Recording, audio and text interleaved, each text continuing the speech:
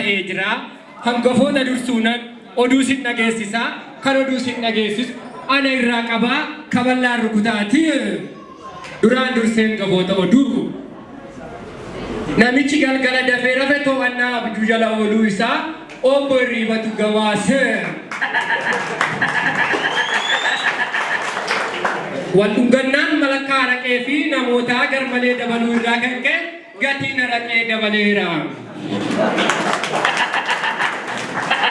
Walitti bu'iinsa gaaddisaa fi gaaddiseen immoo irratti walitti bu'an keessaa miseenjeriin harka qabdi jechuun obbo Daataatu gabaase.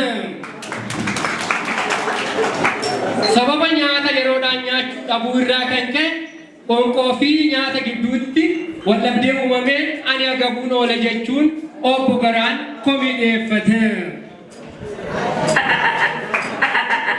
Sireedhaan uguramuun dhirsaa fi niitiin sireerraa bu'uun lafa bulaniiru jechuun kan gabaase obbo Firaashiidha. Walitti bu'iinsi fandishaa fi distii gidduutti uumameen distii narratti utaaluu hin qabu jechuun fandishaa akeekkachiifte jechuun kan gabaase adda zayitiidha. Oduu ispoortii keessaa tapha kubbaa saaphanaa raachaa fi lootuu gidduutti gaggeeffame. Lootuun dheerina waan qabduuf raacha mataa irratti rukutuun dirree keessaa ariiteerti. Kunneen hangafoota oduuti. Amma oduu bal'inaan. Namichi galgala dafee rafe to'annaa abjuu jala ooluu isaa obbo Hirribatu gabaase. Obbo Hirribni akka gabaasetti namichi kun sa'aatiin hirribaa otoo hin gahin sa'aatii tokko irratti dafee waan rafeef to'annaa abjuu jala kan oole yoo ta'u namichi halkan hirriba keessa konkolaataa bituu isaa argee ganama konkolaataa dhabuudhaan aarii guddaa keessa galeera. Waldungannaan malakkaa araqee fi namoota garmalee dabaluu irraa kan ka'e gatiin araqee qarshii 7 ta'e. Daballii araqee kanaafis sababa guddaa kan ta'e inni guddaan namoonni yeroo araqee dhugan dhungoo malakkaa irratti taasisan irraa kan ka'e malakkaan komii waan kaafteef akkasumas baay'inni namoota araqee dhuganii waan dabaleef gatiin araqee malakkaa tokko dabaluun qarshii 7 ta'e. Walitti bu'iinsa gaaddisaa fi gaaddisee immoo irratti wal bu'an keessaa miseenjeriin akka harka qabdu obbo Daataatu gabaase. Gabaasa obbo Daataa kana irraa akka hubannutti gaaddisee fi gaaddisaan yeroo baay'ee imoodhaan qofa waan haasawanuuf tole rakkoo ta'e kan mudateef nuuf kan jaasanii jenna. Walitti bu'iinsa gaaddisaa fi gaaddiseen immoo irratti walitti bu'aniif rakkoo teeknikaa rakkoo neetworkii waan ta'eef nuuf kan jaasanii jenna. Walitti bu'iinsa gaaddisaa fi gaaddiseen immoo irratti bu'an keessaa meseenjeriin akkaataa qabdu obbo Daataatu gabaase. Gabaasa Daataa kana irraa akka hubannutti gaaddisee fi gaaddisaan yeroo baay'ee imoodhaan qofa waan haasawanuuf ana garagalaniitu ilaalani jechuun na dagataniiru jechuun komishee dhiyeeffachuu ishee obbo Daataatu gabaase.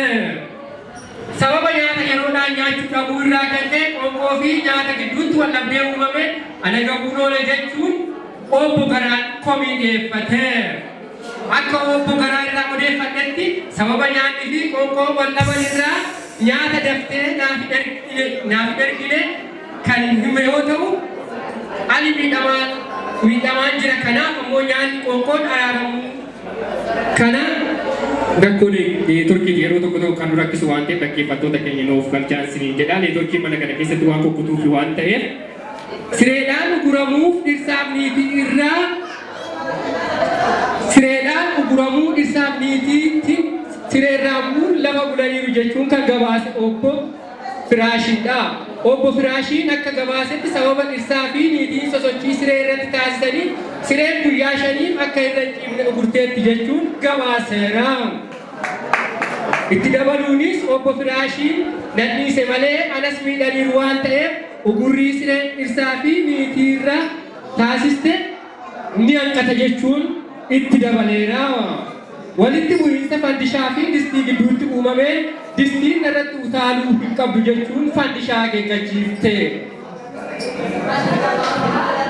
Tole oduu gara ispoortii keessaa tapha kubbaa saaphanaa raachaa fi lootuu gidduutti gaggeeffame lootuun dheerina waan qabduuf raacha mataa irratti dha'uu dirree keessaa ariiteerti.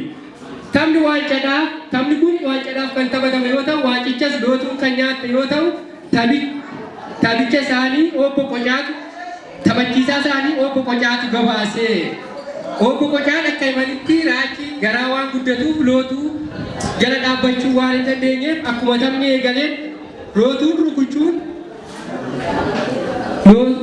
rukuchaa tokkicha rukutuudhaanii dhooftee raacha taphaan ala taasistee kanneen jedhan oduu keenyaarraaf qabanneerraa tole kaa daawwattoota keenyaa oduun guyyaa kanaaf qabanne kana fakkaataa lakkoofsi bilbila kophee kiyyaa 42 irratti naaf bilbiluun na qunnamuu dandeessu itti dabaluunis iimeelii kiyya www.shoes.com irratti ergaa keessan naan gahuu dandeessu.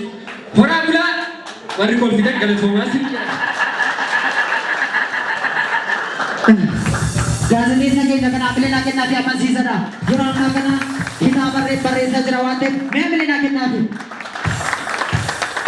Tole ashuu gara waltajjiitti naa gootu tole guddaa galateeffannaa egaa kabajamtoota keessummoota keenya keessummoonni baay'ee bebbeekamoo fi ciccimoo gara duubatii dhufaa jiru warroonni ariifachaa jirtan nu jalaan ariifatinaa kanatti aansuudhaan birraa isheetu sirba nama biraa isinii sirba kan isaa immoo gaafa keessummoonni isaa dhufan sirba isaa booda kan isinii